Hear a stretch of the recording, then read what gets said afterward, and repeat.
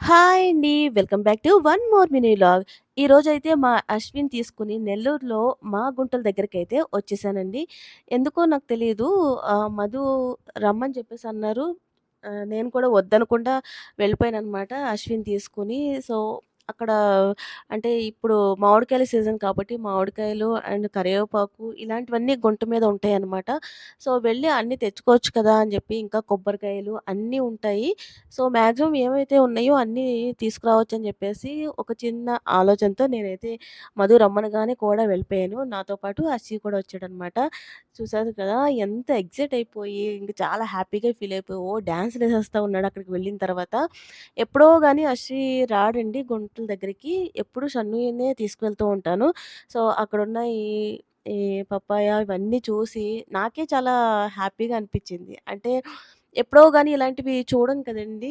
అంటే నేచురల్‌గా దొరికే ఈ ఫ్రూట్స్ అన్నీ కూడా మనం కొనుక్కు తినేదానికంటే గూడా మన ఇంట్లో గాని, లేకపోతే మన చుట్టుపక్కల పరిసర ప్రాంతాల్లో మనం పండించుకు తింటే అసలు ఆ హ్యాపీనెస్సే వేరనమాట.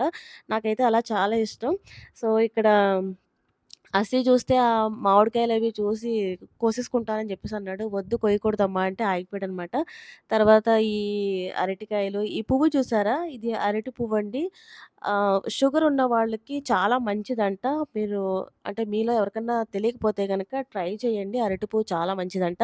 సో, ఇక్కడ కరివేపాకయితే చాలా బావుంది. చాలా ఫ్రెష్‌గా ఉంది. మాకు కావాల్సినంత కరివేపాకు కోసేసుకున్నామనమాట.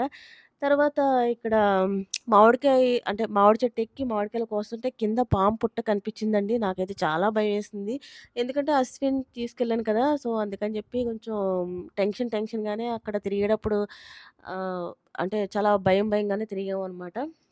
సో, ఇంకా అక్కడి నుంచి బయటకొచ్చేసాము. తర్వాత ఇంకా అక్కడ ఈ ములక్కాడ చెట్లుంటాయి గదండీ! సో, అవి కూడా ఉన్నాయి. రకరకాల ఇలాంటి ఫ్లవర్స్ కూడా ఉన్నాయి. అంటే ఇంకా పొలంలోకి వెళ్తుంటే ఇదే వేరండి. ఎందుకంటే ఆహ్, స్వచ్ఛమైన గాలి, మన పల్లెటూరు వాతావరణం అదంతా ఒక ట్రాన్స్‌లోకి తీసుకెళ్ళిపోతుందనమాట. నాకైతే అలాగే అనిపిస్తుంది.